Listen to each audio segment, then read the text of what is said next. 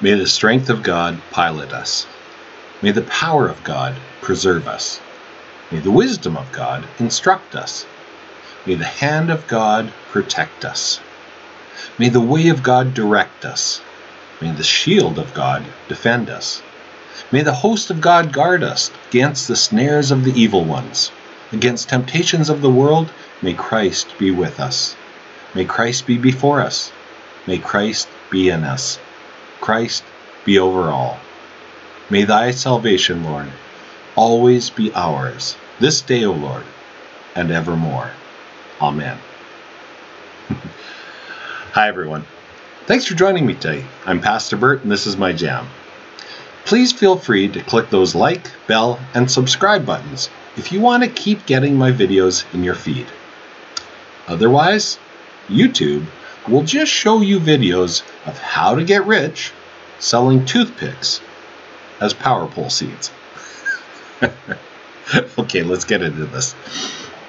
The blessing that I opened up with was written by a British Roman citizen by the name of Patricius Succat, the Apostle of Ireland, and known today as St. Patrick. I shared about St. Patty a few years back, but felt that a refresher would be in order, seeing that we're only a couple days away from St. Patrick's Day. In the book, The World of St. Patrick, I learned that there have been many myths that have been espoused to this man of God. He supposedly drove the snakes out of Ireland, defeated fierce druids in contests of magic, and used the shamrock to explain the Christian Trinity to the pagan Irish. It's a great story, but it would seem that none of it is true. The shamrock legend came along centuries after Patrick's death, as did the miraculous battles against the druids, and forget the snakes. Apparently Ireland never had any to begin with. So no snakes, no shamrocks, and he wasn't even Irish. I read on the Oxford University Press's website that Patrick, in his own writings, tells us that he was a spoiled and rebellious young Roman citizen living a life of luxury in 5th century Britain. Another fallacy is that he was Catholic, but the Church of Rome wouldn't even make it to the Emerald Isle for another 700 years after Patrick's death. Now, you may have never known much about Patrick, or cared for that matter, or you may be sad that the legend you had cherished has now been debunked. But the thing is that the reality of this man of God is actually far better than the myths. Patrick, you see, was kidnapped from his family's estate as a teenager, and he was sold into slavery across the sea in Ireland. For 6 years, he endured brutal conditions as he watched over his master's sheep on a lonely mountain in a strange land.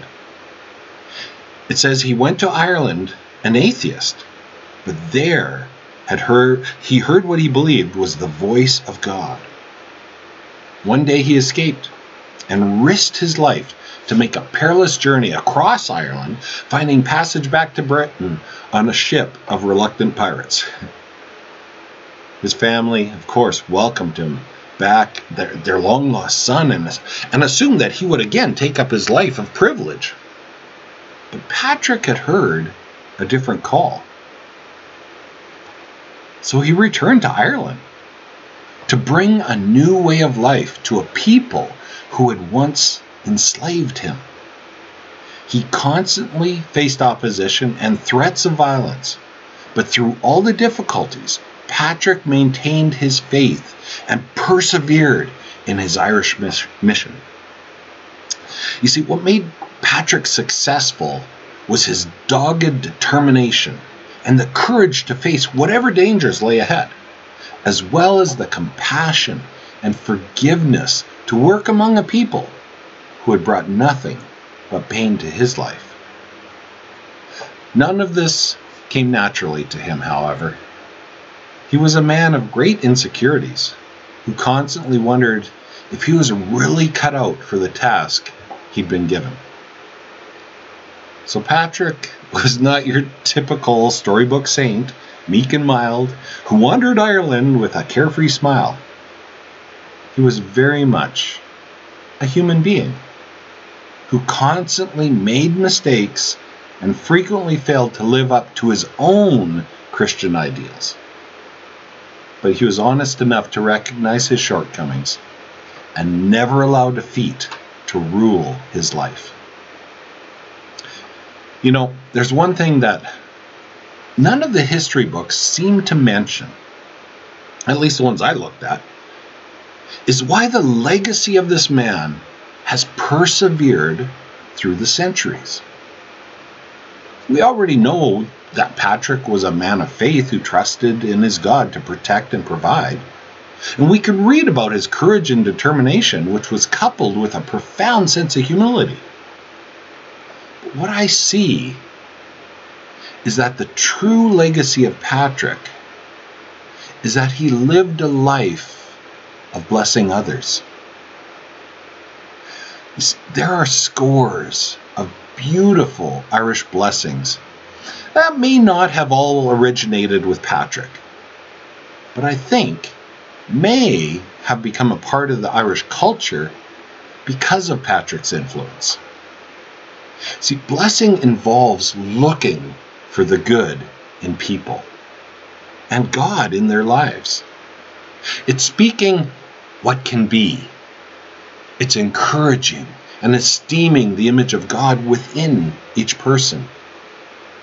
And a bonus reward for blessing others is that we, in turn, are blessed.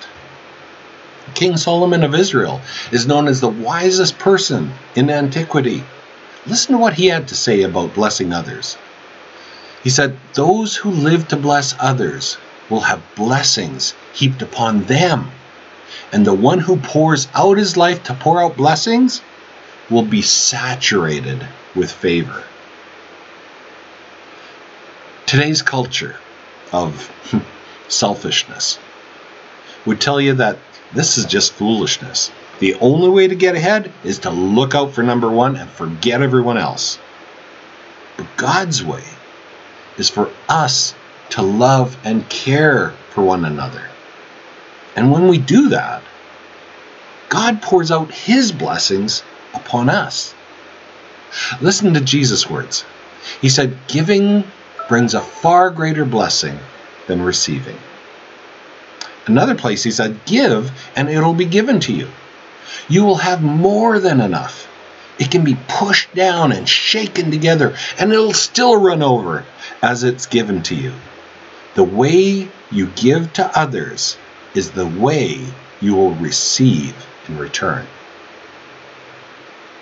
See, our world may look up to those who've acquired their personal fortunes, but the people that history honors, like St. Patrick, are those God has blessed because of their selfless lives of generosity and blessing towards others. So don't forget to wear your green socks, shirts, and skirts, but not a real green dress. That's cruel. And go find someone to bless this St. Patrick's Day. I'm going to close with another Irish blessing over you before we go. May the road rise up to meet you. May the wind be always at your back. May the sun shine warm upon your face, and the rain fall soft upon your fields. And until we meet again, may God hold you in the palm of his hand. Amen. Thanks again for joining me, folks. Hope you have a great week, and bless you all.